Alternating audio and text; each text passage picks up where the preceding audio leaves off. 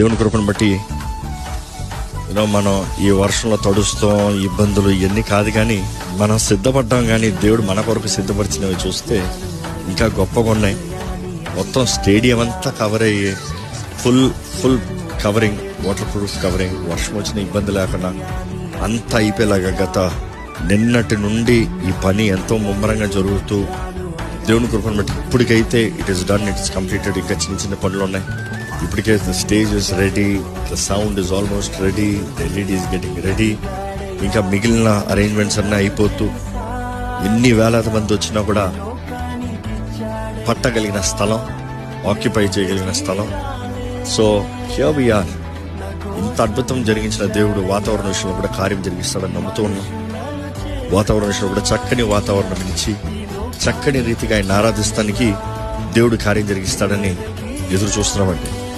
And ముఖ్యంగా సమయము మార్పు, మీరు గమనించారు నమ్ముతున్నాం. సమయము మార్పు, సమయం ఎక్కడ మార్చాం? ఇనీషియల్గా మనం అనౌన్స్ చేసింది 4 to 10, కానీ రాత్రి ఎంతోమంది మీరు తెలియజేశారు. రాత్రి 9:30 గల హాస్టల్స్, ముఖ్యంగా హాస్టల్ గర్ల్స్ 9:30 కల్లా హాస్టల్స్ క్లోజ్ అయిపోతే 9:30 కల్లా రీచ్ అవ్వాలి. కనీసం 1 hour ముందు టైం కావాలి.